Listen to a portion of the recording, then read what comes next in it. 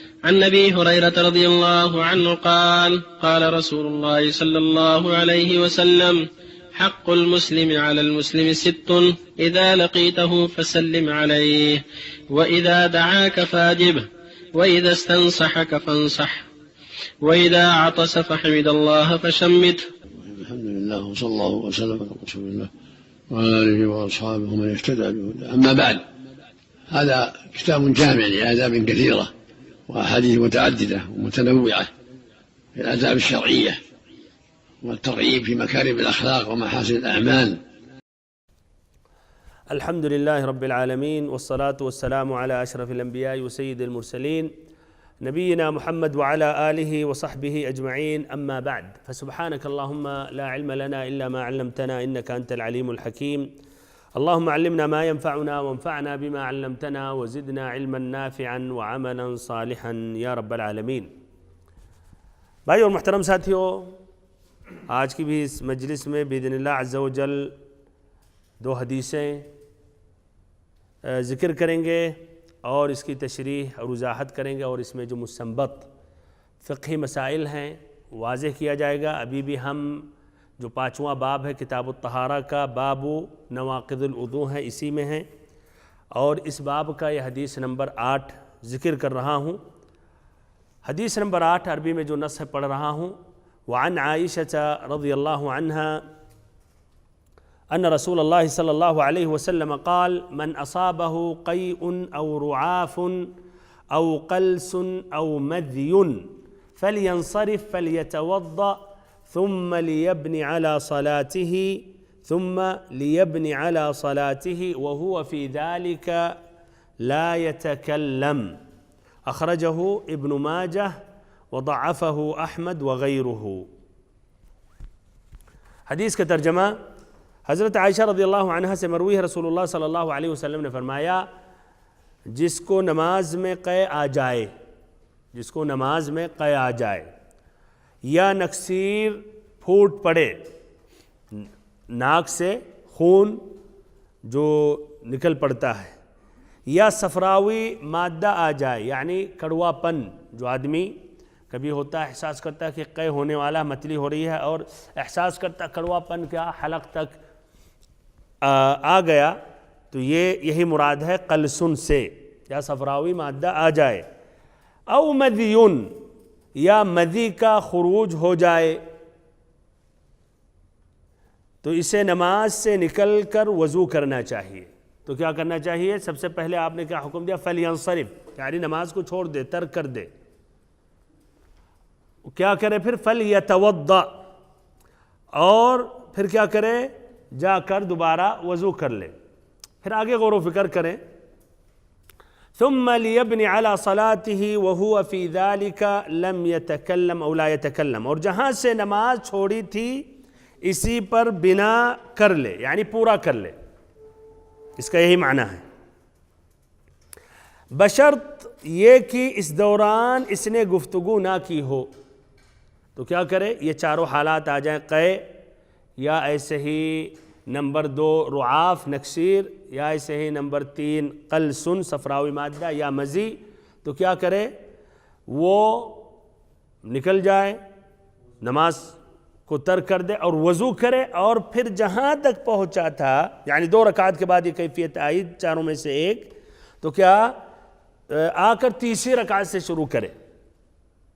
ہاں، اس کا یہی معنی ہے، تیسری رکعت سے پورا کرے. لیکن شرط یہ ہے کہ اس دوران جب جا رہا وضو کرنے کے لیے اور وضو کر کے واپس اس بیچ میں کسی سے بات نہیں کرے.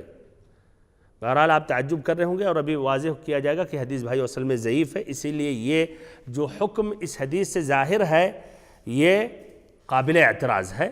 لیکن حدیث یہ سمجھنے کے لیے یہ سمجھنا اتنا ضروری ہے. اچھا، تو اب اس کے بعد بھائی وہ حدیث کی تخریج کس نے یہ حدیث کی روایت کی ہے؟ تو ابن حجر رحمہ اللہ نے خود واضح کر دیا. کیا کہا؟ ابن ماجہ نے روایت کی ہے. چلیے، احمد نے ضعیف قرار دیا. چلیے، تو روایت کی ہے امام ابن ماجہ نے بس، جس سے ابن حجر رحمہ اللہ ذکر کرتے ہیں. اچھا، ابن ماجہ کے علاوہ اور اصحاب کتب 6 میں سے کسی نے روایت کی ہے؟ یا خود امام احمد بن حنبل نے روایت کی ہے؟ نہیں. اس طرح آپ یہ کہیں کہ یہ ابن ماجہ کی یہ حدیث ہے جو اس حدیث میں منفرد ہیں اور ائمہ اصحاب کتب ستہ نے ان کے ساتھ یعنی شریک نہیں ہیں اس حدیث کی روایت میں. اور ایک قاعدہ بھائیو سن لیں، غالباً جو حدیث ہیں، غالباً قاعدہ مضطردہ نہیں ہے، جو حدیث کی روایت صرف ابن ماجہ کرتے ہیں اور اصحاب کتب ستہ نہیں روایت کرتے تو غالباً وہ حدیث ضعیف ہوتی ہے.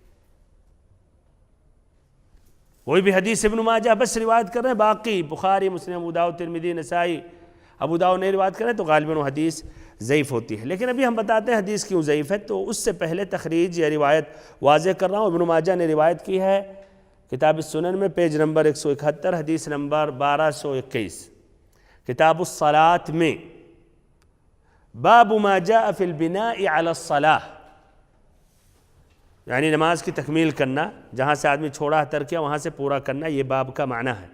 وہ روایت کرتے ہیں ابن ماجہ اپنے شیخ محمد ابن یحییٰ سے، جو روایت کرتے ہیں الہیثم ابن خارجہ سے، جو روایت کرتے ہیں اب ادھر سے میں چاہتا ہوں کہ آپ ملاحظہ کریں، اسماعیل ابن عیاش سے،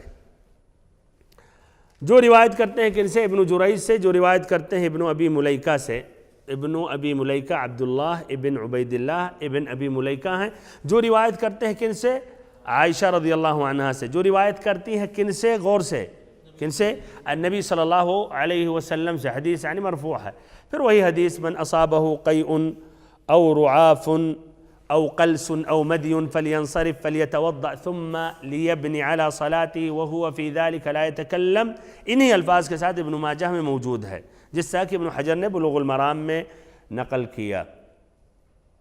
اچھا، یہ حدیث امام احمد کا ضعیف ہے، تو کیا واقعتاً حدیث ضعیف ہے یا اور ائمہ نے مخالفت کی کہا صحیح ہے؟ تو یہ حدیث ضعیف ہے. کیوں ضعیف ہے؟ اب یہ شجرہ کو آپ دیکھیں.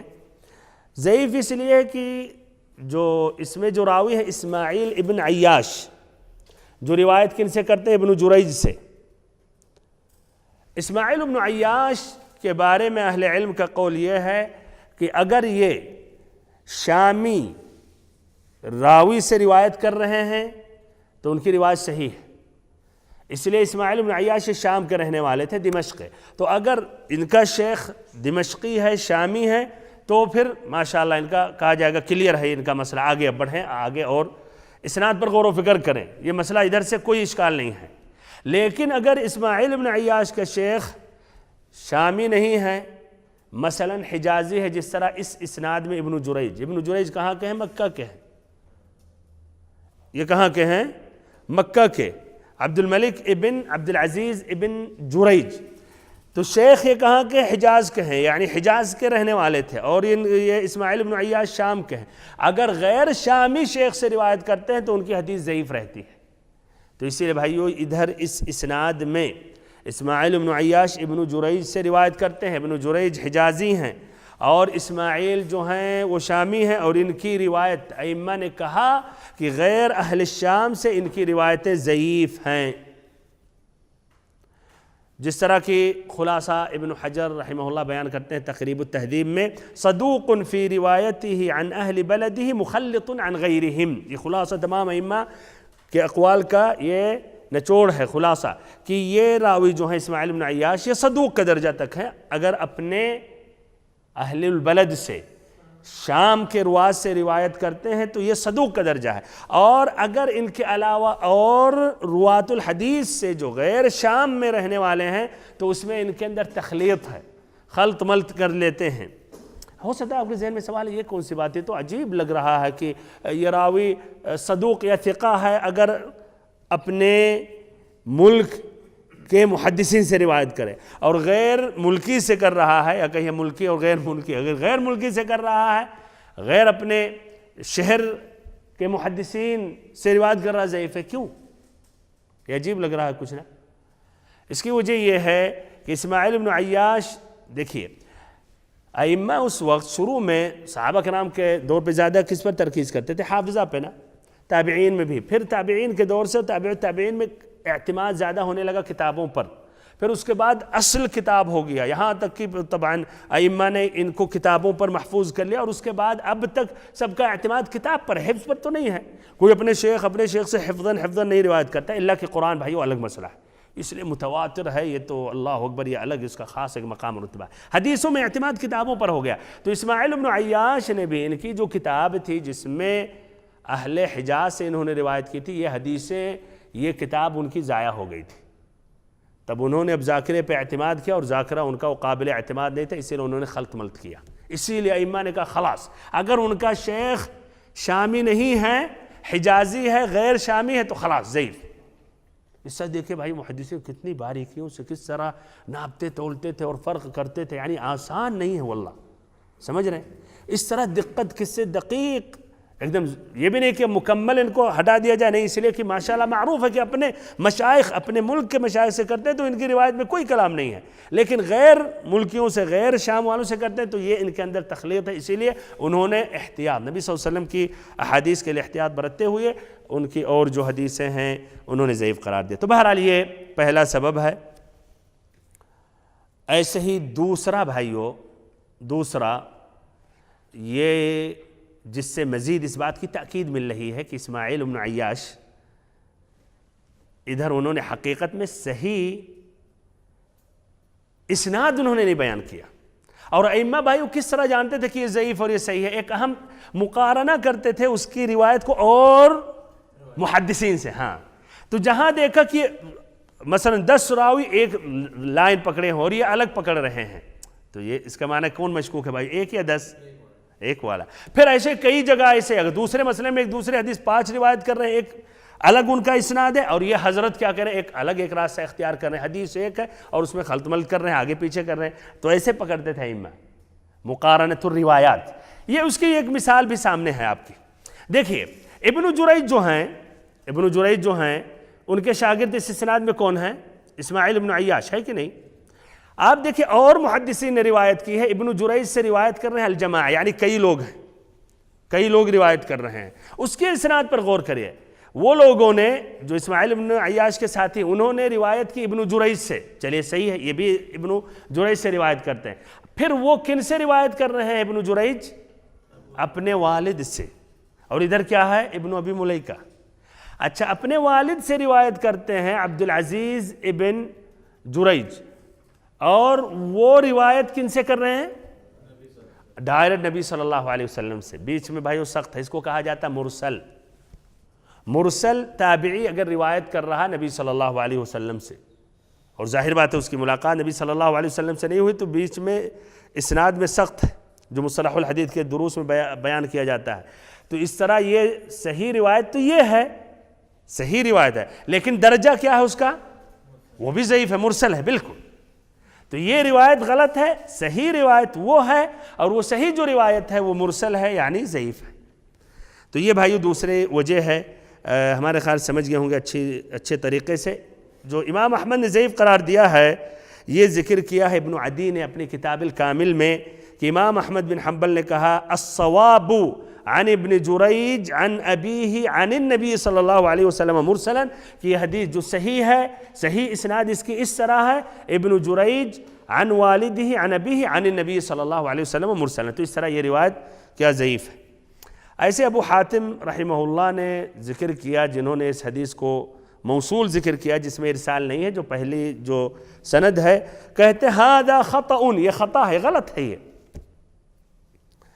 انما یرونہ عن ابن جریج، روایت اصل یہ ہے کہ محدثین روایت کرتے ہیں ابن جریج سے جو اپنے والد سے روایت کرتے ہیں، اور اس میں انہوں نے کہہ دیا عن ابن ابی ملیکہ عن نبی صلی اللہ علیہ وسلم مرسلا۔ بہرحال ادھر ایک مرتبہ ادھر شاید ادھر مزید تحقیق کی ضرورت ہے، اس لیے شروع والا اسناد یہی ذکر کیا ہے امام احمد نے، اور ابو حاتم نے بیچ میں ابن ابی ملیکہ کو بھی بڑھا دیا ہے۔ اچھا البیہقی نے روایت کی ہے شافعی سے کہ ابن جریج کی اس حدیث کے بارے میں کہتے ہیں لیست هذه الرواية بثابتة عن النبی صلی اللہ علیہ وسلم، یہ روایت جو ابن جریج روایت کرتے ہیں اپنے والد سے، یہ ثابت نہیں ہے نبی صلی اللہ علیہ وسلم سے۔ تو خلاصہ کلام بھائیوں اور محترم ساتھیوں، اسماعیل بن عیاش جو روایت کو یعنی سند متصل کر کے بیان کر رہے ہیں، یہ کیا ہے؟ یہ شاذ ہے، جس میں انہوں نے اوروں کی مخالفت کی. اور صحیح روایت یہ ہے جو الجماعہ نے روایت کی ہے، ابن جریج جو اپنے والد سے روایت کرتے ہیں، جو ابن ابی ملیکہ سے روایت کرتے ہیں، جو نبی صلی اللہ علیہ وسلم سے روایت کرتے ہیں مرسلاً، اور وہ ضعیف ہے اس لیے کہ اس میں ارسال ہے. حدیث کے بھائیوں اب جو الفاظ ہیں اس کی وضاحت کر رہا ہوں. حدیث کی طرف پھر سے ایک مرتبہ غور و فکر کریں اور الفاظ کا ملاحظہ کریں. عائشہ رضی اللہ عنہ کہتی ہیں من اصابہ قیء او رعاف او قلس او مدی. قیء کا معنی واضح ہے، اردو میں بھی کہتے ہیں قیء. جو آدمی بدہضمی کی وجہ سے، کوئی اشکال کی وجہ سے، کیا پیٹ میں جو کھانا جاتا ہے فوراً یا تاخیر سے، وہ کیا دوبارہ اس کو اپنے منہ سے لوٹا دیتا ہے کہ نہیں؟ تو یہ قیء ہے. یہ قیء نجس ہے بھائیو، یہ طاہر ہے. دیکھیں وضو کے نواقض کی بات نہیں ہو رہی، وضو ٹوٹا ہے نہیں، وہ بذاتی نجس ہے یا طاہر ہے؟ نہیں نجس ہے، صحیح جو ہے نجس ہے. اچھا تو یہ نجس ہے، کھانا پیٹ میں پہنچنے کے بعد پھر نکلنا نجس ہے، اس سے پہلے وہ کھانا جو پاک ہو پاک ہے. اچھا تو یہ قیء ہے. اور رعاف ہے نکسیر، جو ناک سے خون نکلے.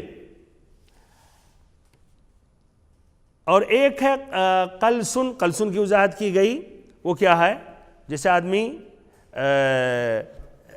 بدہضمی کے شکار وہ تو ہوتا ہے، پھر کڑوا پانی احساس کرتا ہے کہ پیٹ سے چڑھ گیا، یعنی گلے تک، اور کچھ نکلنے کی کیفیت ہے لیکن نہیں نکلے. اگر نکل گیا تو قیء ہو گیا، اور نکلنے کی کیفیت ہے تو اس کو کہا جائے گا قلسن، جس کا ترجمہ شیخ صفی الرحمن نے کہا ہے صفراوی مادہ آ جائے، کڑوا پانی آ جائے، یعنی قیء نہیں ہو لیکن اس کا احساس ہو، متلی آ جائے، ڈکار لے رہا آدمی اس کیفیت سے کہ طبیعت اس کی صحیح نہیں ہے، شاید اس سے قیء ہو جائے.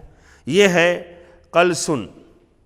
اور المدیون اس کا بار بار آ گیا بھائیو، شہوت کی وجہ پانی آدمی سے نکلتا ہے. اور پھر آگے جو حدیث اس کی وضاحت کی گئی، یعنی نماز چھوڑ دے، جا کے وضو کرے، پھر جہاں تک پہنچا تو وہیں سے نماز کو مکمل کرے. اچھا اب حدیث سے جو مستنبط فائدے ہیں وہ ذکر کر رہا ہوں. چلیے کیا فائدے جس کا تعلق نواقض الوضو سے ہے؟ پہلا فائدہ کیا ہے؟ یہ چاروں چیزوں سے، قیء، رعاف، قلس، مدی سے وضو ٹوٹ جاتا ہے. چلیے یہ حدیث کا یہ ظاہری، یہ اس سے یہ فائدہ ہم اخذ کرتے ہیں. چلیے دوسرا فائدہ اس حدیث سے، صحیح ہو یا غلط ہو لیکن اس حدیث سے کیا فائدہ؟ ہاں آخری جو جملہ ہے، چلیے صحیح، یہ تفصیلاً یہ کہا جائے گا، لیکن دوسرا آخری حدیث سے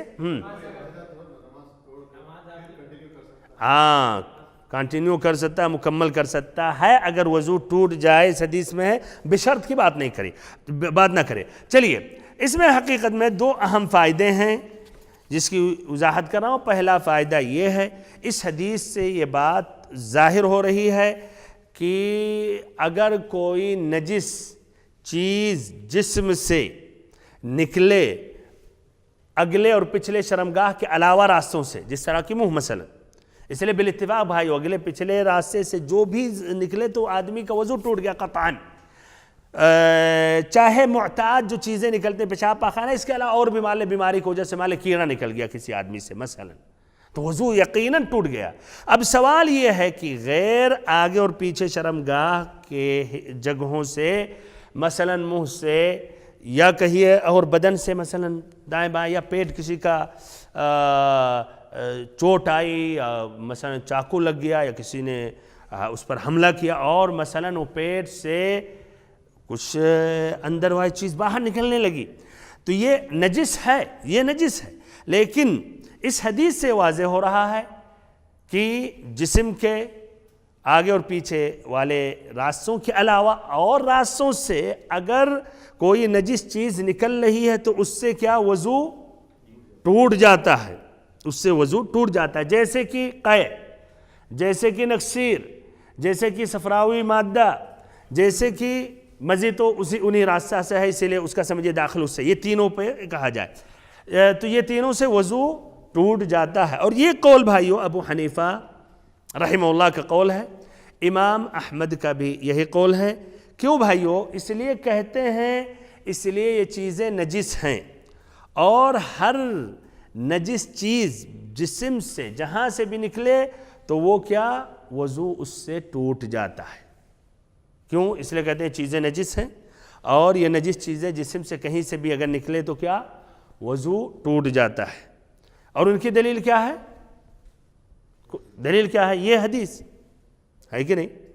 اچھا، اس کے علاوہ ایک اور دلیل ہے ان کے پاس، اس کے علاوہ ایک اور دلیل ہے جس کی روایت امام ترمذی نے کی، حدیث نمبر 87، امام احمد نے مجلد 45 پیج نمبر 492، ابو الدرداء رضی اللہ عنہ سے، ان رسول اللہ صلی اللہ علیہ وسلم قاء فافطر فتوضا، کہ نبی صلی اللہ علیہ وسلم نے قے کیا، پھر آپ نے افطاری کر لی، یا آپ کا روزہ ٹوٹ گیا یا توڑ دیا، فتوضا، پھر آپ نے وضو کیا۔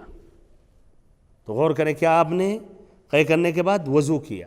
یہ ترمذی میں موجود ہے، وضو کیا۔ تو اس سے واضح کیا ہو رہا ہے کہ قے کرنے سے وضو آدمی کا ٹوٹ جاتا ہے۔ یہ پہلا قول ہے۔ کیا رائے بھائیو، یہ قول صحیح ہے یا اس پر اتفاق ہے اہل علم کا؟ اور کیا یہی صحیح قول ہے؟ اچھا، تو یہ پہلا قول ہے۔ دوسرا قول جو ہے اس پر غور و فکر کریں، ان کے دلیلوں پر۔ دوسرا قول یہ ہے کہ آگے اور پیچھے دونوں راستوں کے علاوہ جسم سے اور جگہوں سے جو نجس چیزیں نکلتی ہیں اس سے وضو نہیں ٹوٹتا ہے، اس سے وضو نہیں ٹوٹتا۔ جیسے ہم نے کہا پیٹ اگر کسی کا اس میں سوراخ ہو جائے یا منہ سے جیسے قے ہے تو کیا اس سے وضو نہیں ٹوٹتا ہے، اور اگر آدمی پہلے سے باوضو تھا، وضو کیا ہوا تھا، تو اس کا وضو باقی ہے۔ اور یہ قول امام شافعی کا ہے، امام مالک کا ہے، اور امام احمد سے بھی ایک اور روایت ملتی۔ پہلی روایت ہے کہ وضو ٹوٹ جاتا ہے، اور ایک دوسری روایت ہے کہ نہیں وضو ٹوٹتا ہے۔ اور یہی قول کو شیخ الاسلام تیمیہ رحمہ اللہ نے اختیار کیا اور اس کو راجح قرار دیا، ایسے شوکانی نے، اس کے علاوہ اور بھی ائمہ۔ اچھا، اب ان کی دلیلیں سنتے ہیں تاکہ آخر میں فیصلہ کریں کہ ان چیزوں سے وضو ٹوٹتا ہے یا نہیں۔ قی، رعاف اور قل سے بھائی مدی کہ تو اتفاق ہے کہ وضو ٹوٹ جاتا ہے، اس لیے کہ وہ آگے کے راستے سے نکلتا ہے، اس پر اشکال نہیں ہے، تینوں پر اشکال ہے۔ ان کی کیا دلیلیں ہیں کہ ان چیزوں سے وضو ٹوٹ جاتا ہے؟ دلیل ان کی ایک تو یہ حدیث ہے عباد ابن بشر رضی اللہ عنہ، ان کا واقعہ مشہور ہے سیرت میں۔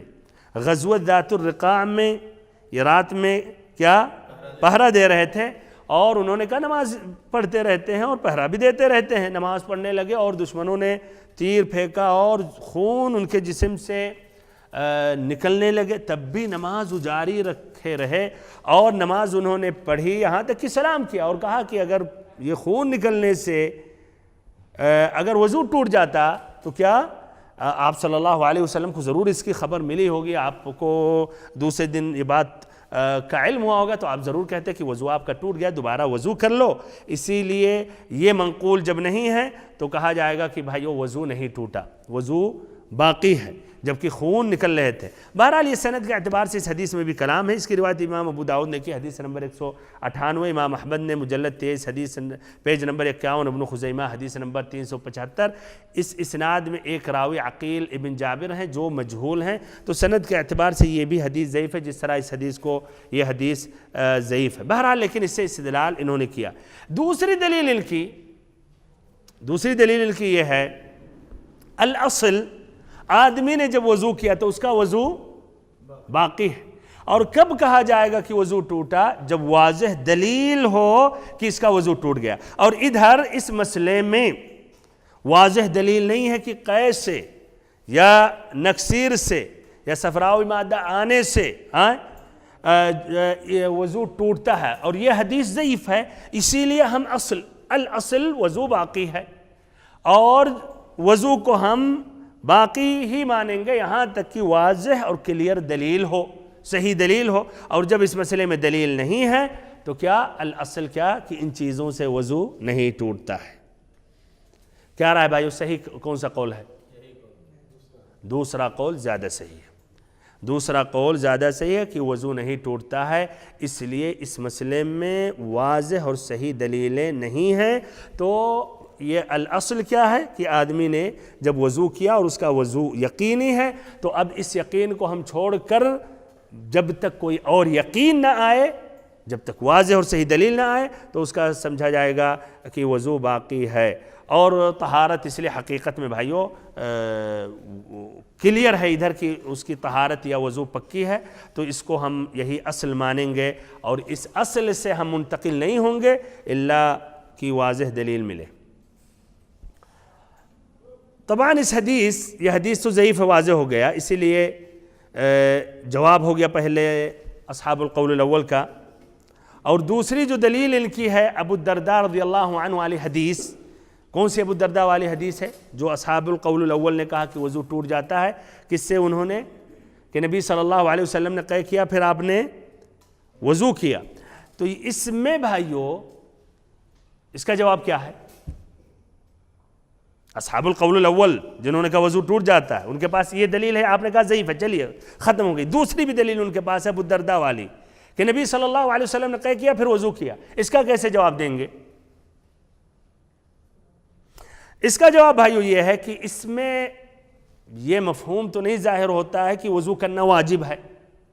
آپ صلی اللہ علیہ وسلم نے کیا، آپ ہر نماز کے لیے وضو کرتے تھے چاہے پاک رہیں یا نہیں، تو اس میں تو نہیں، آپ نے وضو کیا، چلیے مان لیتے ہیں حدیث آپ نے وضو کیا، لیکن اس میں کہا کہ وضو ٹوٹا تب آپ نے وضو کیا۔ تجدید کے لیے بھی آدمی وضو کرتا ہے۔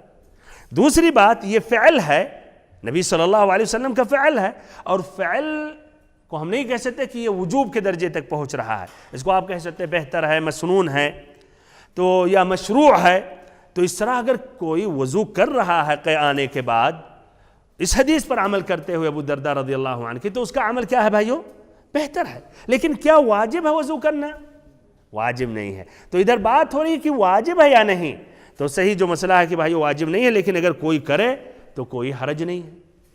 ابن تیمیہ رحمہ اللہ فرماتے ہیں اذا توضأ من الرعاف فهو افضل، نکسیر یہ خون ناک سے آ جائے تو اگر وضو کر لے تو بہتر ہے، تو بہتر میں کوئی اشکال نہیں ہے، چلیے۔ لیکن لا یجب علیہ فی اظہر قولی العلماء، لیکن کیا واجب نہیں ہے اہل علم کے دونوں قولوں میں سے جو زیادہ ظاہر زیادہ صحیح ہے۔ تو بھائیو خلاصہ کلام کہ ان تینوں چیزوں سے وضو نہیں ٹوٹتا ہے، لیکن اگر کوئی وضو کر رہا ہے تو اچھی بات ہے، کوئی حرج نہیں ہے۔ اور ایک کوئی آدمی کہہ رہا نہیں ہمیں نہیں وضو کرنا ہے یار، میں دوبارہ خاصا ٹھنڈی ہے، یا ہم دوبارہ پھر وضو کریں نہیں، ہم نماز پڑھ لیتے، کوئی بات نہیں، آپ کی نماز صحیح ہے۔ تو یہ بھائیو یہ قے اور رعاف کے بارے میں، یا کہیے قلس کے بارے میں ہے، رعام بھی اس میں داخل ہے۔ اب ادھر اس کی بات کی جا رہی ہے مزی کے بارے میں بھائیو، تو مزی اگر اس کے بارے میں کیا رہا ہے بھائیو؟ مزی خارج ہونے سے وضو ٹوٹ جاتا ہے، یہ اجماعی مسئلہ ہے اور واضح ہو چکا یہ۔ اچھا رعاف اس لیے اس کا تعلق خون سے ہے، تو اس میں مزید اس کی وضاحت کی جا رہی ہے۔ رعاف سے خون نکلنے سے وضو ٹوٹے گا یا نہیں؟ یہ بھی صحیح جو مسئلہ ہے، قیء و رعاف و قلس وضو نہیں ٹوٹے گا۔ اور مزید اس کے بارے میں بھائیو حدیث انشاءاللہ آئندہ نے اس کے بعد والی ملاقات میں انس رضی اللہ عنہ کی حدیث بیان کی جائے گی۔ وہ حدیث ہے کہ نبی صلی اللہ علیہ وسلم نے حجامت کی اور پھر آپ نے وضو نہیں کیا، احتجم ولم یتوضا، تو اس میں ہے ذکر کیا جائے گا کہ صحیح جو مسئلہ ہے کہ وضو نہیں ٹوٹتا ہے، خون بھی نکل جائے تب بھی۔ ہاں بالکل، یہ بھی اس بات کی دلیل ہے۔ چلیے پہلا بھائیو مسئلہ۔ دوسرا مسئلہ یہ ہے اس حدیث کے ظاہری جو الفاظ ہیں کہ آدمی کا اگر وضو ٹوٹ جائے نماز کے دوران تو جا کر وضو کر لے اور پھر آ کر جہاں پہنچا تو وہیں سے نماز تکمیل کرے، شرط یہ ہے کہ بیچ میں کسی سے بات نہیں کرے۔ یہ اس حدیث کا یہ مفہوم ہے۔ کیا رہا ہے بھائیو؟ صحیح ہے یہ حدیث ضعیف ہے، اور یہ مسئلہ بھی اس طرح بھائیو جو اس سے مستنبط کیا جا رہا ضعیف ہے۔ صحیح جو مسئلہ کیا ہے کہ اگر وضو آدمی کا ٹوٹ جائے، جس طرح کی ہوا خارج ہو جائے یا ایسے ہی مان لیں مزی نکل جائے، اسے احساس یقینی ہے، تو کیا وہ نئے سرے سے وضو کرے گا اور نماز کیا نئے سرے سے پڑھے گا، شروع سے تکبیرہ تحریمہ سے نہ کی، ایک رکعت باقی ایک رکعت بس پڑھے گا۔ اور اس کی دلیل یہ آئے گا شروط الصلاۃ میں بھائیو، علی بن طلق رضی اللہ عنہ کی حدیث، آپ صلی اللہ علیہ وسلم نے فرمایا اذا فسى احدكم في الصلاة فلينصرف وليتوضأ وليعيد الصلاة، کہ تم میں سے کسی شخص اگر نماز کے حالت میں ہے اور ہوا خارج ہو جائے تو نماز کو ترک کر کے نکل جائے اور وضو کرے اور دوبارہ نماز پڑھے۔ اس طرح بھائی اس حدیث کے متعلق بات مکمل ہو گئی، دو اہم مسئلے تھے، اور یہ بھی واضح ہو گئی بات کہ یہ حدیث اصلاً ضعیف ہے، اسی لیے اس سے جو مستنبط احکام ہیں حقیقت میں وہ دونوں مسئلے غلط ہیں یا خلاف اولا ہے۔ غلط یعنی صحیح مسئلہ نہیں ہے۔ ہو سکتا ہے ایک سوال پھر ذہن میں آتا ہے، حدیث جب ضعیف ہے تو ابن حجر رحمہ اللہ نے کیوں ذکر کیا؟ ابن حجر کیوں تھکا رہے ہم سبھی کو ادھر ایک کیا رائے بھائیو؟ کیوں؟ یہ پہلے آ چکا شروع دروس میں۔ بہت صحیح، ماشاءاللہ، بیان اولاً بیان کرنے کے لیے کہ جو اس قول کے قائل ہیں ان کی یہی دلیل ہے، نمبر دو یہ بھی حقیقت بیان کرنے کے لیے کہ ان کا قول حقیقت میں صحیح نہیں ہے بلکہ ضعیف ہے، اور یہ عدل اور انصاف کی بات ہے کہ وہ دونوں اقوال کو بھائیوں ذکر کرتے ہیں۔ تو ادھر اگرچہ دوسرا اور دلیلیں ہیں ہی نہیں، اس لیے اس مسئلے میں الاصل کس بنا پر کہا کہ وضو نہیں ٹوٹتا، اس لیے صحیح دلیل نہیں ہے۔ دوسری جو حدیث ہے آج کے درس میں جو بہت ہی مہم ہے، کیا بکرے کے گوشت کھانے سے وضو ٹوٹ جاتا ہے یا ایسے ہی؟ پھر اس لیے حدیث میں آیا ہے اونٹ کے گوشت کھانے سے وضو ٹوٹتا ہے، اور پھر کیوں گوشت دونوں گوشت ہیں، حلال جانور ہے، تو اونٹ کے گوشت سے وضو کیوں ٹوٹتا ہے، اس سے نہیں ٹوٹتا ہے؟ اگر یہ کہا جائے، اس کی وضاحت کی جا رہی بھائیو، بہت ہی مہم مسئلہ ہے۔ اللہ تعالیٰ سے ہم دعا کرتے ہیں کہ اللہ تعالیٰ ہم سبھی کو بھائیو جو حق بات ہے اس کو سمجھنے کی توفیق دے، پھر اس کو لینے اور اس پر عمل کرنے کی توفیق دے، اور ہم سبھی کو تعصب سے اور جمود یا تقلید میں بھی جمود، یعنی آدمی اسی پہ جم جائے کسی مسئلے پر کہ اس کے اکابرین کا، اس کے ائمہ کا، اللہ تعالیٰ ہمیں بھائیو ایسے مسلک سے بچائے۔ اسی تمام ائمہ نے یہی کہا اذا صح الحدیث فهو مذہبی، اگر حدیث صحیح ہے تو وہی ہمارا مسئلہ ہے۔ امام نووی رحمہ اللہ شافعی ہے، اور شافعیہ کا بھی یہی قول ہے کہ اونٹ کے گوشت کھانے سے وضو نہیں ٹوٹتا ہے، لیکن دیکھیے بھی ان کا قول آئے گا یہ کس کو راجح قرار دے رہے ہیں، کیا کہہ رہے ہیں؟ نہیں، ہمارا جو مسلک ہے اسی پہ ہم جمے رہیں گے۔ اچھا بھائیو، حدیث کا نص عربی پڑھ رہا ہوں، حدیث نمبر 9 عن جابر بن سمرہ، حدیث نمبر 9 باب نواقض الوضوء میں، عن جابر بن سمرة رضی اللہ عنہما ان رجلا سأل النبي صلى الله عليه وسلم اتوضأ من لحوم الغنم قال ان شئت، قال اتوضأ من لحوم الابل قال نعم، اخرجه مسلم۔ تو حدیث بھائیو ایک دم کلیئر ہے، پکی ہے، صحیح ہے۔ حدیث کا ترجمہ جابر بن سمرہ رضی اللہ عنہ سے روایت ہے کہ ایک شخص نے نبی صلی اللہ علیہ وسلم سے دریافت کیا، کیا میں بکری کا گوشت کھاؤں تو بعد میں وضو کروں؟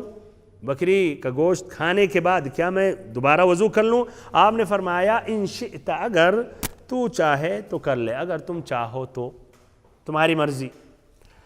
اس نے پھر عرض کیا اور اونٹ کے گوشت کھانے کے بعد، تو آپ نے فرمایا ہاں، نعم، ضرور۔ وعلیکم السلام ورحمۃ اللہ۔ اسے مسلم نے روایت کیا ہے۔ تو بھائیو، ایک شخص نے سوال کیا بکری کی گوشت کھانے کے بعد وضو کروں؟ آپ نے کہا تمہاری مرضی، ان شئت، اگر تم نے چاہا۔ کہا اونٹ کی گوشت کھانے کے بعد وضو کروں؟ آپ نے کہا کہ ہاں۔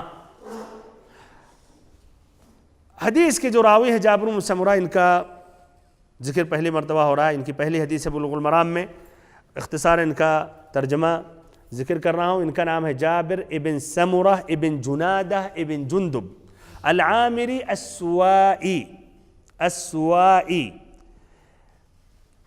نسبہ الی سوا، ان کے داداؤں میں سے ایک شخص کا نام تھا، ایک دادا کا نام تھا سوا، تو اسی کی نسبت العامری السوائی ہے۔ ان کی کنیت ابو عبداللہ یا ابو خالد ہے، یہ صحابی ہیں، ان کے والد بھی صحابی ہیں، اسی لیے بہتر ہے جابر بن سمرہ رضی اللہ عنہما کہنا چاہیے۔ نزل الکوفہ، کوفہ میں انہوں نے سکونت اختیار کی اور وہیں کوفہ ہی میں ان کا انتقال ہوا سن 66 ہجری میں یا 74 ہجری میں۔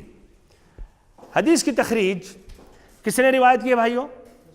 امام مسلم نے۔ دیکھیے آج نئے انداز میں پیش کیا جا رہا ہے۔ امام مسلم رحمہ اللہ نے پیج نمبر 155 حدیث نمبر 360 کتاب الحیض میں باب الوضوء من لحوم الابل من طریق عثمان بن عبداللہ ابن موہب،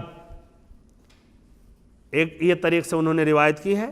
پھر ایسے ایک دوسرے طریق میں سماک بن حرب سے روایت کر رہے ہیں اور اشعث ابن ابی الشعثاء سے، 3 طریقوں سے، یعنی کئی اسانید آگے جا کر 3 ہو جاتے ہیں۔ یہ تینوں حضرات کن سے روایت کر رہے ہیں؟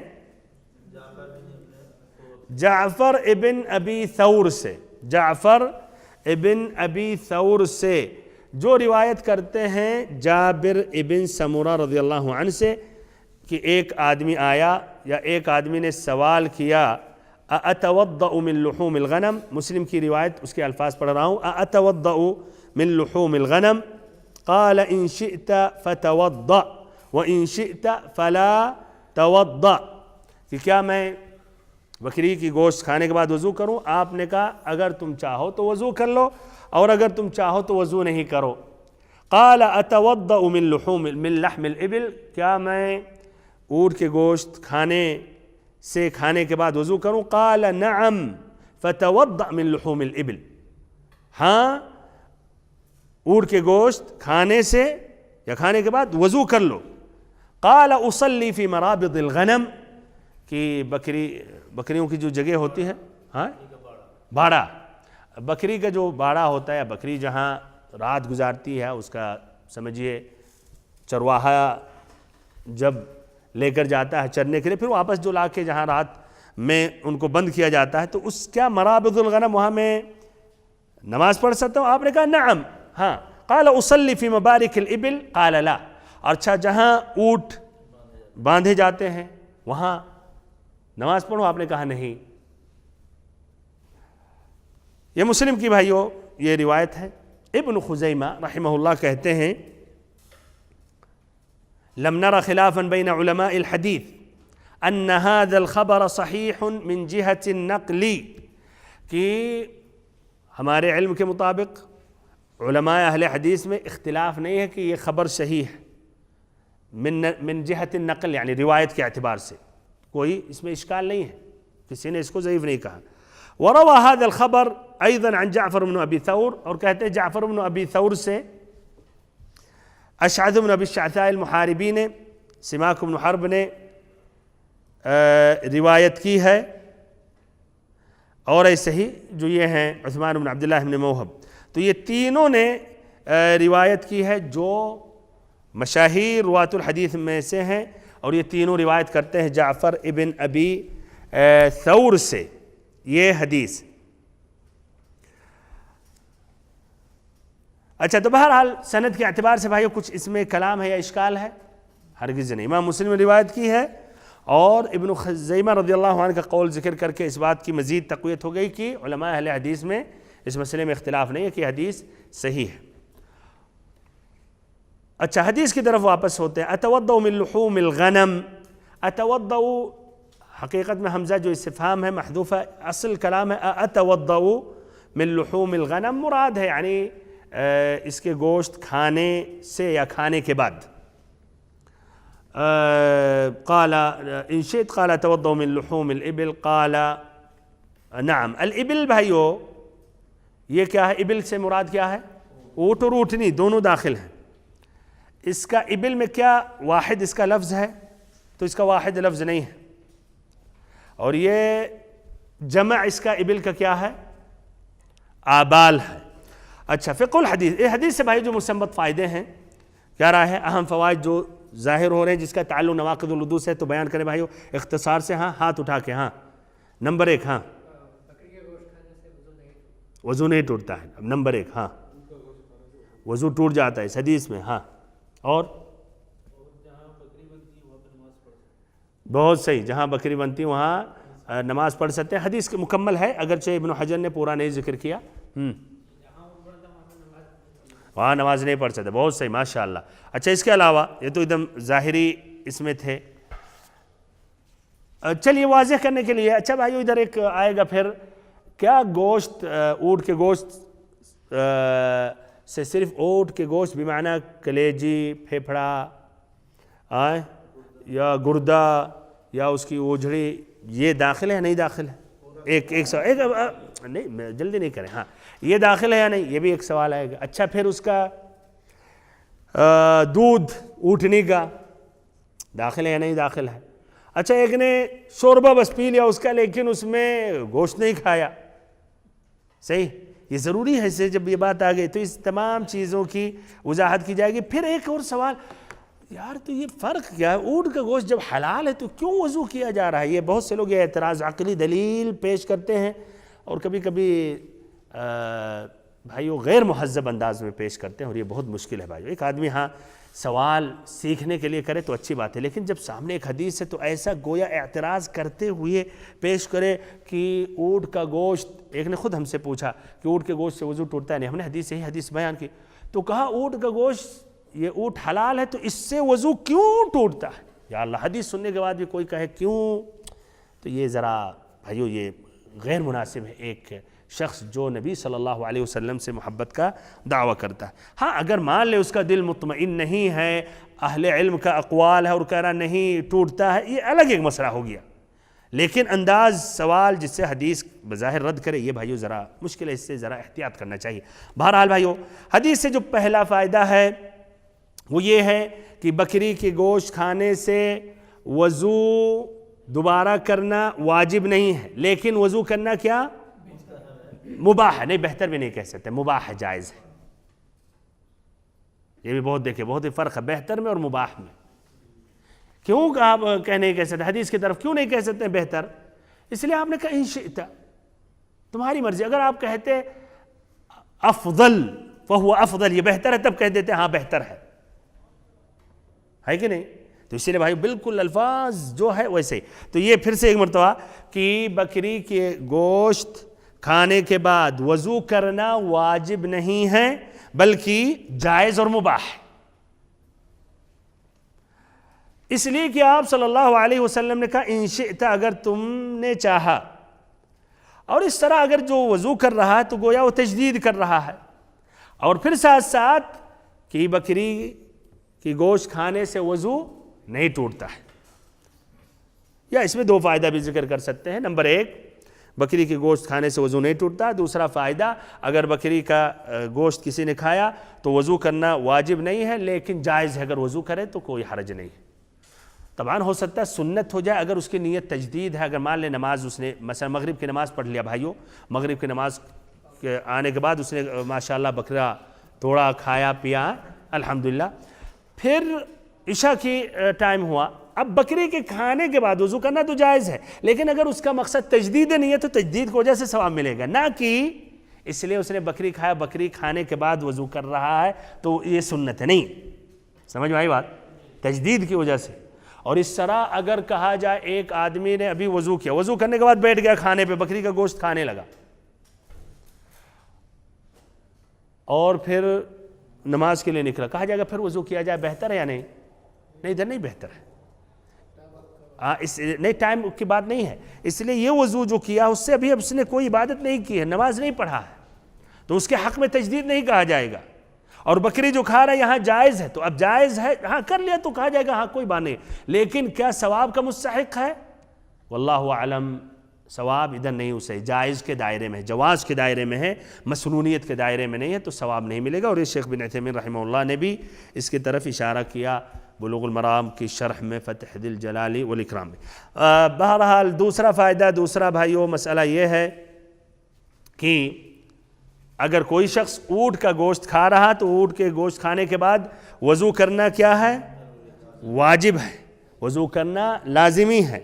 اور ایسے ہی اونٹ کا گوشت کھانے سے وضو کیا ٹوٹ جاتا ہے وضو ٹوٹ جاتا ہے. یہ حدیث میں یہی مسئلہ ظاہر ہو رہا ہے. یہ کس کا بھائیو قول ہے ائمہ اربعہ میں سے؟ امام احمد بن حنبل رحمہ اللہ کا قول ہے باقی اور تینوں ائمہ کا نہیں ہے. لیکن اور ائمہ جو غیر ائمہ الاربعہ ہیں، جس طرح اسحاق ابن راہوی، ابن المنذر، ابن خزیمہ، البیہقی رحمہ اللہ نے بھی اسی قول کو اختیار کیا، اور انہوں نے کہا یہ اصحاب الحدیث جو محدثین ہیں انہی کا یہ قول ہے۔ ایسے ہی کچھ صحابہ کرام سے بھی مروی ہے یہی بات، ابن القیم نے بھی اسے راجح قرار دیا۔ النووی رحمہ اللہ یہ بھی کہتے ہیں هذا المذهب اقوى دلیلا، یہ مذہب زیادہ دلیل کے اعتبار سے زیادہ قوی ہے۔ وَإِن كَانَ الْجُمْهُورُ عَلَى خِلَافِهِ، اگرچہ جمہور اہل علم اکثر ان کا قول اس کے خلاف ہے، جو کہتے ہیں کہ اونٹ کے گوشت کھانے سے وضو نہیں ٹوٹتا ہے، لیکن کیا کہتے ہیں اقوى دلیلا، اس مذہب کا کیا یہ قول جو ہے اس کا دلیل زیادہ قوی ہے۔ چلیے تو یہ پہلا قول ہے جو حدیث کی روشنی میں۔ دوسرا قول کیا ہے؟ یہ جمہور اہل علم، اکثر اہل علم جس میں تینوں ائمہ ہیں، ابو حنیفہ، شافعی، امام مالک، کہتے ہیں اونٹ کے گوشت کھانے سے وضو نہیں ٹوٹتا ہے۔ اچھا بھائی ان کی کیا دلیل ہے؟ یعنی عقلی دلیل، حلال ہے تو کیوں ٹوٹتا ہے؟ تو اچھا ایسے حدیث یعنی انہیں یہ حدیث انہیں نہیں معلوم تھی، یہ حدیث نہیں معلوم ہوگی، یعنی ممکن ہے نہیں معلوم ہو۔ اچھا اور حدیثیں ہو سکتی اس مسئلے میں جس میں ان کی قول کی تأکید یا تائید مل رہی ہے، بالکل۔ تو اس کی دلیل، ہاں ان کے پاس جو دلیل ہے وہ یہ جابر بن سمرہ کی حدیث ہے نا، ان کی دلیل جابر بن عبداللہ رضی اللہ عنہما کی ہے۔ جابر بن سمرہ ان کی دلیل جابر ابن عبداللہ رضی اللہ عنہما کہتے ہیں، لیکن آخری میں کہیے بھائیو دونوں دلیلوں میں کون سا دلیل زیادہ قوی ہے؟ كان آخر الأمرين من رسول الله صلى الله عليه وسلم ترك الوضوء مما غيرت النار وفي لفظ مما مست النار۔ ابو داؤد حدیث نمبر 192 اور یہ ابو داؤد کا یہ لفظ ہے، ترمذی حدیث نمبر 80، نسائی 185، ابن ماجہ حدیث نمبر 479، امام احمد نے بھی روایت کی ہے مجلد 22 پیج نمبر 164، اور یہ حدیث بھائیو صحیح ہے۔ اچھا اس کے شواہد بھی ہیں اس مسئلے میں۔ اچھا تو یہ ان کی دلیل یہ ہے، ایک مرتبہ اب ترجمہ ذکر کر رہا ہوں تاکہ واضح ہو جائے۔ ترجمہ حدیث کا یہ ہے، غور سے سنیں۔ كان آخر الأمرين من رسول الله صلى الله عليه وسلم ترك الوضوء مما مست النار یا مما غیرت النار، کہ نبی صلی اللہ علیہ وسلم کا جو آخری عمل رہا، آخری عمل آخری میں وہ یہ تھا کہ ہر وہ چیز جس کو آگ بدل دیتی تھی وہ چیز کھانے کے بعد وضو نہیں کرتے تھے۔ یعنی گوشت کھانا عموماً بنایا جاتا ہے آگ سے نا، تو یہ مراد ہے کہ آگ سے جو بنایا جاتا تھا جس میں بکری کا گوشت بھی داخل ہے، اونٹ کا بھی گوشت داخل ہے، تو آپ وہ ہر وہ چیز جو آگ پر بنائی جاتی تھی، اس لیے ظاہر بات ہے غالباً بھائی وہ لوگ کچا تھوڑی کھاتے ہیں گوشت، بکری یا کسی کا بھی ہو، مرغی کا، اونٹ کا ہو، تو یہ کھانے کے بعد، آگ میں بنانے کے بعد، کھانے کے بعد آپ صلی اللہ علیہ وسلم کا آخری عمل کیا رہا کہ کیا آپ وضو نہیں کرتے تھے۔ اس کا مفہوم کیا ہے کہ پہلے آپ وضو کرتے تھے۔ تو اس میں یہ کہتے ہیں اس میں سب داخل ہے، بکری کا گوشت، اونٹ کا بھی گوشت، اس طرح آخری عمل آپ کا اسی پر مستقر ہوا کہ آپ کھانے کے بعد وضو نہیں کرتے تھے جو آگ میں بنایا گیا، جو آگ سے بنایا گیا۔ یہ ان کی یہ دلیل ہے۔ کیا رہا ہے بھائیو دلیل؟ اس میں قوت ہے؟ المهم ان کی یہی ہے کہ عام ہے یہ دلیل، اور یہ اس طرح وہ ناسخ ہے، اور یہ حدیث کیا ہے؟ منسوخ ہو گئی۔ دونوں قول میں سے بھائیو صحیح جو قول ہے پہلا قول جو اس حدیث میں ہے، اس لیے کہ اس مسئلے میں حدیث کلیئر ہے، واضح ہے اور ایک دم صحیح ہے، اور یہ مسئلہ میں ایک دم اونٹ کا ذکر آیا کہ ہاں کر لو وضو، ہاں، اور وہ دوسری جو حدیث ہے ایک عام حدیث ہے مثلا۔ تو یہ بھائیو یہ قول زیادہ صحیح ہے۔ اچھا کیا بھائیو اور بھی حدیثیں ہیں اس مسئلے میں کہ اونٹ کے گوشت کھانے سے دوبارہ وضو کر لو، یا ایک ہی حدیث ہے؟ ایک اور حدیث ہے، ایک اور حدیث ہے۔ البراء ابن عازب رضی اللہ عنہ کی حدیث ہے جس کی روایت امام ابو داؤد نے کی ہے، حدیث نمبر 184، ترمذی 81، ابن ماجہ 494۔ یہ حدیث صحیح ہے، امام احمد نے، اسحاق نے، اوروں نے صحیح قرار دیا۔ البراء بن عازب سے کہ نبی صلی اللہ علیہ وسلم سے سوال کیا گیا اونٹ کے گوشت کھانے کے بعد وضو کریں یا نہیں، فقال توضؤوا منها، کہ وضو کر لو اس کے کھانے کے بعد۔ وسئل عن لحوم الغنم، بکری کے گوشت کے بارے میں سوال کیا گیا تو آپ نے کہا لا تتوضؤوا منها، اس کے کھانے کے بعد وضو نہیں کرو۔ دو حدیثیں ہو گئی بھائیو، مزید تقویت مل گئی، تو اس مسئلے میں کلیئر ہے۔ تو یہ پہلا قول بھائیو کہ اونٹ کے گوشت کھانے سے وضو ٹوٹ جاتا ہے، یہ صحیح ہے، اور اس مسئلے میں یہ حدیث مسلم کی ہے، اور ایک دوسری بھی حدیث ہے البراء ابن عازب رضی اللہ عنہ سے۔ اچھا، اب یہ جو جابر بن عبداللہ رضی اللہ عنہ کی حدیث ہے کہ نبی صلی اللہ علیہ وسلم کا آخری عمل رہا کہ ہر وہ چیز جو آگ پہ بنائی جاتی تھی آپ استعمال کرنے یا کھانے کے بعد آپ وضو نہیں کرتے تھے، دوبارہ وضو نہیں کرتے تھے، اس کا کیا جواب دیا جائے گا؟ جواب یہ دیا جائے کہ ہو سکتا ہے اونٹ کا گوشت اس وقت نہ کھائیں، ہم وضو نہیں کرتے تھے، یعنی اونٹ کا اس میں ذکر نہیں آیا، کلیئر نہیں ہے، بالکل اس میں عام ہے۔ اچھا چلیے، اس میں ابھی آ جائے گا جواب۔ ایک جواب تو ابو حاتم رحمہ اللہ کہتے ہیں حدیث مضطرب ہے، اس طرح یعنی ضعیف ہے، اس میں اضطراب ہے، اور اس طرح ابن حجر نے نقل کیا الشافعی سے جس میں انہوں نے اشکال ظاہر کیا اس حدیث میں، جابر بن عبداللہ رضی اللہ عنہ والی حدیث میں، جو جس سے استدلال کیا گیا کہ اونٹ کے گوشت کھانے سے وضو نہیں ٹوٹتا ہے۔ کہتے ہیں شافعی لم يسمع ابن المنکدر هذا الحدیث من جابر، جابر بن عبداللہ کے جو راوی ابن المنکدر ہیں انہوں نے جابر رضی اللہ عنہ سے حدیث نہیں سنی ہے، اس کا معنی انقطاع ہے۔ انما سمعه من عبداللہ بن محمد بن عقیل، بلکہ انہوں نے عبداللہ بن محمد بن عقیل سے سنا ہے، اور یہ عبداللہ جو ہیں صدوق فی حدیثہ لین، ان کا درجہ صدوق ہے اور ان کے حدیث میں ضعف ہے، جس طرح کہ ابن حجر نے تقریب میں کیا۔ تو المہم پہلا جواب حدیث میں کلام ہے، حدیث میں کلام اختصاراً۔ دوسرا جواب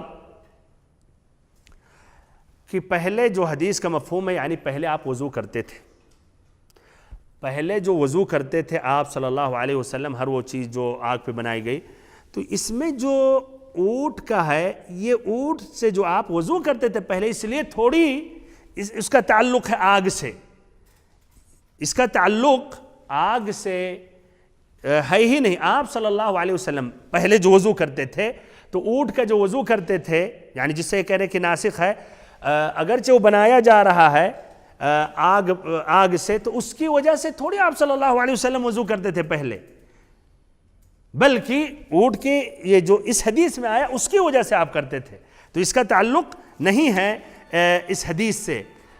تیسرا جواب ان کا یہ ہے کہ وہ فعل ہے نبی صلی اللہ علیہ وسلم کا، فعل ہے، قول نہیں ہے۔ اور بھائیو فعل میں یہ نہیں کہہ سکتے ہیں، یعنی فعل جو ہے نبی صلی اللہ علیہ وسلم کا، اس میں گوشت بھی آپ کھائے ہوں گے، یعنی بکری کا گوشت ہے، اس میں تھوڑی کی اونٹ کا صراحت تھوڑی کی اونٹ کا گوشت کھانے کے بعد آپ نے پھر وضو نہیں کیا، وہ تو عام ہے، فعل نقل کیا گیا ہے اور اس میں ہو سکتا ہے بکری کا گوشت۔ ایسے ہی نمبر 4 یہ کہنا کہ نسخ ہے، جابر بن عبداللہ رضی اللہ عنہ کی حدیث ناسخ ہے اور یہ منسوخ ہے۔ کب کہا جائے گا نسخ؟ جب آپس میں تعارض ہو، تعارض ہے ہی نہیں تاکہ آپ کہیں کہ یہ نسخ ہے۔ کیوں نہیں تعارض ہے؟ النووی رحمہ اللہ کہتے ہیں دعوى النسخ باطلہ لأن هذا الأخير عام یا حدیث عام، کہ جابر بن عبداللہ رضی اللہ عنہ والی حدیث عام ہے کہ آپ صلی اللہ علیہ وسلم کیا آخری جو عمل رہا کہ آپ جو بھی کھاتے تھے یا گوشت کھاتے تھے تو آپ وضو نہیں کرتے تھے، عام ہے، اور یہ حدیث کیا ہے؟ خاص ہے، اور خاص کو عام پر مقدم کیا جائے گا، تو یہاں آپ نسخ نہیں کہہ سکتے۔ تو المہم خلاصہ کلام بھائیو کہ اس طرح راجح قول یہی ہے کہ اونٹ کے گوشت کھانے سے وضو ٹوٹ جاتا ہے، یعنی ٹوٹ جاتا ہے، اور صحیح جو مسئلہ کہ واجب ہے کہ آدمی دوبارہ وضو بنائے۔ اب بھائیو اسی مسئلے سے متصل اب بات یہ ہے کہ اگر بندے نے کسی نے اونٹ کا گوشت کھایا لیکن کم کھایا، مان لے ایک چھوٹی سے بوٹی، وضو ٹوٹے گا یا نہیں؟ ٹوٹے گا۔ تو یہ ہے کہ اونٹ کے گوشت کھانے سے وضو ٹوٹ جاتا ہے۔ اب کوئی فرق نہیں ہے کہ گوشت زیادہ ہو یا کم ہو، اچھا کچا کھا لیا کسی نے ٹوٹ جائے گا، گوشت کھائے خلاص، اور پکا ہوا یا جلا ہوا، ہاں جو بھی ہے، کیوں؟ اس لیے کہ حقیقت میں گوشت ہے، نام ہے گوشت ہے۔ لیکن اب بھائیو سوال یہ ہے، کیا وضو ٹوٹتا ہے صرف جس کو گوشت کہا جاتا ہے اسی کو کھانے سے، یا شامل ہے تمام اجزاء جو اونٹ کے گوشت سے متصل ہے، مثلاً اوجھڑی ہے، کلیجی ہے، گردہ ہے، ایسے آت ہے، یہ بھی داخل ہے یا نہیں؟ یہ بھی داخل ہے۔ اگر ایک آدمی نے صرف ناشتہ کیا نا، حاشی کا گیا، صبح کیا اور اس نے کبدہ بس کھا لیا، تو وضو اس کا ٹوٹ گیا یا نہیں؟ بھائی اور محترم ساتھیو، اس میں دو قول ہے۔ پہلا قول ہے کہ یہ شامل ہے اونٹ کا کوئی بھی حصہ ہو، اونٹ کا کوئی حصہ ہو، گوشت ہو، کلیجی ہو، یا اس کی آت ہو، دل ہو، گردہ ہو، وضو ٹوٹ جائے گا۔ کیوں؟ ان کی کیا دلیل ہے؟ اس لیے کہ لحم شریعت میں جب کہا گیا کہ مثلا اونٹ کا گوشت، تو یہ پورے اجزاء کو شامل ہو گیا، سمجھئے؟ اونٹ کا گوشت تو پورے اجزاء، پورا اونٹ شامل ہو گیا۔ جس طرح کہ اللہ تعالیٰ نے قرآن مجید میں فرمایا حرمت علیکم المیتۃ والدم ولحم الخنزیر، اللہ تعالیٰ نے تم پر مردار حرام کیا، ایسے دم مسفوح کو، شروع میں جو جانور ذبح کرنے کو جو خون نکلتا ہے گلے سے، ایسے ہی لحم الخنزیر۔ تو کیا رہا ہے بھائیو، اب لحم الخنزیر میں صرف گوشت اس کا حرام ہے، اس کا گردہ، اس کا دل کھانا جائز ہے؟ ہاں، حقیقت میں جو چمڑی کے اندر سب کچھ وہ حرام ہے، بلکہ چمڑی بھی حرام ہے کہ نہیں؟ اب اگر بھائیو عرفی اعتبار سے کچھ حصے کو ہم گوشت کہہ رہے ہیں، اس کو دل کہہ رہے ہیں، اس کو کلیجی کہہ رہے ہیں، تو اس کا معنی نہیں کہ بس حکم خاص ہو گیا جس کو ہم گوشت کہہ رہے ہیں، نہیں، تمام وہ اجزاء کو شامل ہے۔ یہ پہلی دلیل۔ ہاں بالکل، سب پایا وایا سب باب درجہ اولا ہو گیا، اس لیے وہ تو گوشت سے زیادہ قریب۔ ہڈی صرف مان لے، اگر صرف ہڈی کوئی نکال کے گوشت کو ہٹا رہا، ہاں وہ بھی داخل ہے۔ ابھی آئے گی بات، ابھی آئے، جلدی نہیں کریں۔ دوسری ان کی دلیل یہ ہے کہ حقیقت میں کلیجی ہو، پایا ہو، شاید بھائی کو پایا زیادہ پسند ہے، لیکن بکری کا اور اونٹ کا بھائی ہو، بکری اور اونٹ کا، اچھا تو یہ حقیقت میں کلیجی ہو، آت ہو، یہ تمام چیزیں، خون ایک ہے، کھانا ایک ہے، پانی ایک ہے، جو ایک ہی اس کی غذا ہے، تو حکم بھی ایک ہی ہونا چاہیے۔ سوال بھی جب شخص نے کیا نبی صلی اللہ علیہ وسلم سے، تو آپ نے ایک حقیقت میں تفصیل سے تو آپ نے نہیں بتایا، جس سے واضح ہے کہ الاصل تمام چیزیں، تمام اجزاء داخل ہیں۔ نمبر تیسری دلیل ان کی جو کہتے ہیں تمام حصے داخل ہیں، تمام چیزوں کا حکم ایک ہی ہے، کلیجی بھی کھا لے گا تب بھی وضو ٹوٹ جائے گا، کرنا پڑے گا۔ انہوں نے کہا کہ شریعت اسلامیہ میں کوئی ایسا جانور نہیں ہے کہ اس کے کچھ حصوں کا الگ حکم ہے اور دوسرے حصوں کا الگ ہے۔ حلال ہے تو پورا حلال ہے، حرام ہے تو پورا حرام ہے، اگر وضو کرنا ہے تو پورا جو بھی کھائیں وضو کرنا ہے، نہیں کرنا ہے تو نہیں کرنا ہے۔ ایسا نہیں ہے کہ بکری کا مثلا اگر سر کھا لیں گے تو وضو کرنا ہوگا اور اگر باقی حصہ کھائیں گے تو کوئی مشکل نہیں، ایسا نہیں۔ یہ تو یہودیوں میں اللہ تعالیٰ نے ان پر ایسے حرام کر دیا تھا کچھ جانوروں میں تفصیل۔ تو یہ بھی تیسرا جواب۔ یہ بھائیو پہلا قول ہے کہ اونٹ کا کوئی بھی حصہ آدمی نے کھایا، وضو ٹوٹ گیا، وضو کرنا ہوگا، صرف گوشت کھانے ہی سے وضو نہیں ٹوٹتا ہے۔ دوسرا قول ہے کہ نہیں، صرف گوشت کھانے سے وضو ٹوٹے گا۔ کلیجی کھایا آدمی نے، گردہ کھایا، دل کھایا، تو کیا اس کا وضو نہیں ٹوٹے گا؟ الزرکشی کہتے ہیں وہ اختیار الاکثرین، حنابلہ کے نزدیک اکثروں کی یہی رائے ہے، اور اس دور میں شیخ محمد بن ابراہیم رحمہ اللہ گزرے ہیں، شیخ بن باز کے شیخ، ان کی بھی یہی رائے ہے۔ اور ان کی دلیل کیا ہے بھائیو؟ کیا دلیل؟ ہاں واضح ہے، ہاں ان کی دلیل کیا ہے جو کہنے صرف گوشت پہ اس میں اور داخل؟ حدیث میں لحم الابل آیا، اور لحم اسی کو کہا جاتا ہے، اس کو تو آت کہا جاتا ہے، اس کو گردہ کہا جاتا ہے، کلیجی کہا جاتا ہے، یہ تھوڑی داخل ہے۔ اچھا تو اور پھر انہوں نے جواب کیا دیا؟ پہلا جو قول ہے، انہوں نے کہا یار اللہ نے کہا خنزیر حرام ہو مکمل، یہ نہیں کہہ سکتے صرف گوشت، تو انہوں نے کہا نہیں، خنزیر اور اس میں فرق ہے۔ خنزیر جو حرام ہے اس لیے کہ وہ نجس چیز ہے، غلیظ ہے، وہ غلاظت کی وجہ سے وہ حرام ہے، تو کلیتاً حرام ہے۔ لیکن لحم الابل یہ تھوڑی نجس ہے. یعنی قیاس کرنا کہ پہلا انہوں نے کہا لحم الخنزیر اللہ نے ذکر کیا مکمل و حرام ہے, پورا نجس ہے, تو کہا ہاں خنزیر جس لیے نجس ہے, لیکن اونٹ کیا بھائی نجس ہے نہیں. تو لحم الابل سے جب وضو کرنے کا حکم دیا گیا تو صرف لحم سے وضو کرنا واجب ہے, وضو ٹوٹ جائے گا, باقی اجزاء تھوڑی داخل ہے. اور آپ قیاس تھوڑی کریں اعوذ باللہ خنزیر سے جو مکمل اصلا نجس ہے, یہ تو پاک ہے. کیا رہا ان کی دلیل؟ یہ دیکھیں اسی لیے اجتہادات اہل علم کے ہوتے ہیں. بہرحال دونوں قول میں زیادہ احتیاط زیادہ بہتر ہے پہلا قول. اسے بھائیو جب اس مسئلے میں ایک حدیث آ گئی تو احتیاط برتنا چاہیے. حدیث اگر نہیں آتی, حدیث صحیح نہیں ہوتی, اور پھر کچھ اہل علم کہتے ہیں احتیاطاً کر لینا چاہیے, تو ہم کہتے ہیں نہیں, جو چیز واجب نہیں امت پر واجب آپ نہ کریں. تو المہم ادھر کہا جائے گا احتیاط یہی ہے کہ آدمی اونٹ کا گوشت کھا رہا ہے یا اس کا کلیجی یا اس کا دل یا اس کی آت اجڑی, وہ پھر سے دوبارہ وضو کر لے. چوتھا بھائیو مسئلہ یہ ہے, ابھی ایک بھائی نے سوال کیا تھا لیکن اس سے پہلے کہا ہے اگر صرف شوربہ پی رہا تو سوپ, یعنی گوشت پکایا گیا ہے لیکن گوشت نہیں کھایا اور وہ سوپ لے لیا پی لیا, ٹوٹ جائے گا وضو. اچھا اگر اونٹ کے گوشت کا سوپ پی رہا ہے تو جو مشہور ہے حنابلہ کے نزدیک کہ وضو واجب نہیں ہے, اس لیے کہ حدیث میں لحم کا ذکر آیا. ہاں لحم سے آپ کہہ سکتے وہ بھی متصل چیزیں, لیکن حقیقت میں اس نے نہ گوشت کھایا اور ہاں اس میں پکایا گیا ہے, لیکن حدیث کے الفاظ پر غور و فکر کریں گے تو یہ حقیقت میں اس کو داخل نہیں کیا جا سکتا ہے.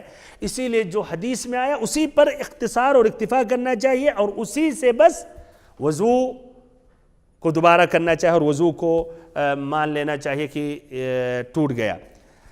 لیکن ایک دوسرا قول یہ ہے کہ نہیں, وضو کرنا واجب ہے, اس لیے وہ بھی حقیقت میں اس میں گوشت کا حصہ ہے, گوشت کا حصہ ہے, اس میں اس سے پکا ہوا ہے, اس میں بو بھی ہے بلکہ اس کا ذائقہ بھی ہے اور اس کی طاقت بھی ہے, وہ کھانے سے اس کا فائدہ ہے.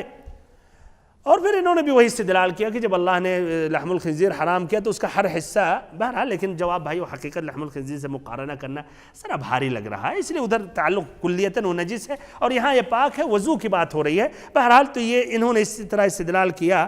احتیاط بھائیو یہی ادھر بھی وہی ہے کہ وضو آدمی دوبارہ کر لے, احتیاط کر لے. اگر کوئی آدمی مقتنع ہے کہ نہیں بھائیو گوشت سے اس کا تعلق نہیں ہے, یہ صرف پانی ہے, سوپ ہے, نہیں کر رہا, تو اس کی نماز کو آپ غلط نہیں کہہ سکتے ہیں, لیکن بہتر اور افضل یہی ہے کہ دوبارہ وضو کر لے. اب بھائیو پانچواں فائدہ ہے, پانچواں مسئلہ, اونٹ کا دودھ یا اونٹنی کا دودھ اور ایسے ہی پھر اسی سے سمجھیے گھی اور دہی, یہ چیزیں کھانے سے وضو ٹوٹے گا یا نہیں؟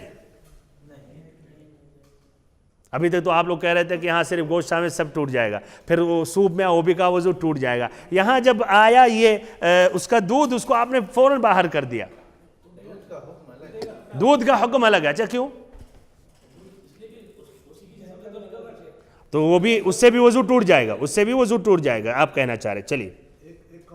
چلیے پانچواں مسئلہ اب یہ ہے کہ اونٹنی کا دودھ پیا یا گھی یا دہی اس نے کھایا تو کیا وضو ٹوٹے گا یا نہیں؟ واللہ اعلم صحیح جو مسئلہ ہے کہ یہ اس کا تعلق گوشت اور گوشت سے متصل چیزوں کی طرح نہیں ہے, وضو نہیں ٹوٹے گا اور نہ اس معنی میں مفہوم میں یہ داخل ہے. اور اس کی واضح ایک دلیل یا ایک دلیل سے استدلال کر سکتے ہیں. نبی صلی اللہ علیہ وسلم العرنیین ایک قبیلہ کہ چند افراد آئے تھے مدینہ, وہ بیمار ہو گئے, تو آپ صلی اللہ علیہ وسلم نے کہا ابل الصدقہ جو مدینہ کے باہر ہے وہاں جائیں, کچھ دن وہاں آرام کر لیں اور وہ اونٹوں کی دودھ اور اس میں آتا ہے بھائیو پیشاب بھی پئیں. تو اور یہ نہیں آتا کہ آپ صلی اللہ علیہ وسلم نے کہا کہ ہاں لیکن جب دودھ پینا تو وضو کرتے رہنا. تو اس سے استدلال کرتے ہیں کہ وضو نہیں ٹوٹتا ہے. تو صحیح جو مسئلہ ہے کہ اس سے وضو نہیں ٹوٹتا ہے. سوپ کے بارے میں بھی کچھ اہل علم نے کہا کہ جب دودھ سے وضو نہیں ٹوٹتا ہے اور دودھ سے اسی سے سمجھیے گھی وغیرہ, تو بدرجہ اولا اس کے سوپ سے نہیں ٹوٹنا چاہیے. بہرحال بھائیو خلاصہ کلام واللہ اعلم دودھ سے اور ان چیزوں سے وضو نہیں ٹوٹے گا. سوال آخری میں آخری مسئلہ ذکر کر رہا ہوں اس حدیث سے. اب بھائیو اتنی بات مکمل ہونے کے بعد وضو کیوں کیا جاتا ہے؟ کیا حکمت ہے اونٹ کے گوشت کھانے سے؟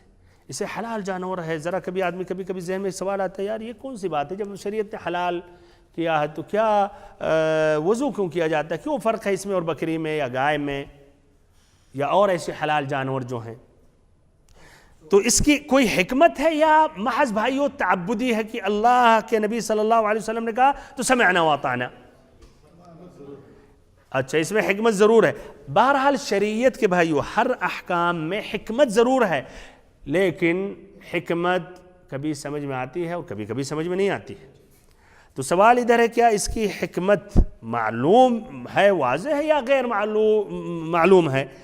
بہرحال ایک مسلمان کے لیے قاعدہ ہونا چاہیے جہاں شریعت میں کوئی بھی مسئلہ آ گیا سمعنا واطعنا. عائشہ رضی اللہ عنہا نے بھی اس عورت کو وہی جواب دیا کہ جب اس نے سوال کیا کہ حائضہ عورت کیوں روزہ قضا کرتی اور نمازیں نہیں قضا کرتی ہیں؟ یہ بھی ایک سوال ہو سکتا ہے یار کیوں یہ صحیح ایک حائضہ عورت کو 7 دن تک نماز نہیں پڑھی جبکہ نماز کا درجہ زیادہ اہم ہے یا بھائی روزہ؟ نماز کا ترک کرنا کفر ہے. روزے کا ترک کرنے سے کفر نہیں کہا اہل علم نے، اگر یعنی روزے کا ترک کرنے سے جیسا کہ نماز کے بارے. بہرحال تو انہوں نے کیا جواب دیا عائشہ رضی اللہ عنہا نے کہ ہم بھی نبی صلی اللہ علیہ وسلم کے زمانے میں ہم بھی اس کیفیت سے گزرتے تھے تو آپ صلی اللہ علیہ وسلم حکم دیتے تھے کہ روزہ قضا کرو اور نماز کے بارے میں آپ حکم نہیں دیتے تھے. بس یہی جواب انہوں نے دیا کہ نبی صلی اللہ علیہ وسلم کا حکم ہے. جبکہ عاقلہ فاہمہ ان کے پاس اور بھی جواب ہو سکتا ہے بھائیو عائشہ رضی اللہ عنہ، لیکن یہ جانتے ہیں الاصل یہی جواب ہے. تو یہ بھائیو یہ اصل یہی ہے. لیکن کچھ اہل علم نے بھائیو اس میں سبب حکمت تلاشنے کی انہوں نے کوشش کی تو اس کا خلاصہ یہ ہے اس لیے ابل یا اونٹ کا تعلق شیطان سے ہے. کیسا شیطان سے ہے؟ یعنی شیطان اس کا باپ یا ماں ہے؟ نہیں، مراد ہے یعنی اس کے اندر بھی وہی کیفیت ہے، شیطانی طبیعت ہے اس کے اندر، شیطانی فطرت ہے اونٹوں کے اندر، شیطانی فطرت، شیطانی خصلت، شیطانی حرکت ہے اس کے اندر. اور حدیث میں بھی آیا ہے یہ، جس طرح احمد کی روایت ہے مجلد 29 پیج نمبر 458 ابو لاس الخزاعی رضی اللہ عنہ سے، جس میں کہتے ہیں کہ آپ صلی اللہ علیہ وسلم نے فرمایا ما من بعیر الا وفی ذروته شیطان، کوئی بھی بعیر اونٹ ہوتا اس کے ذروہ میں، اس کے اونچائی میں، کوہ میں کیا شیطان ہوتا ہے.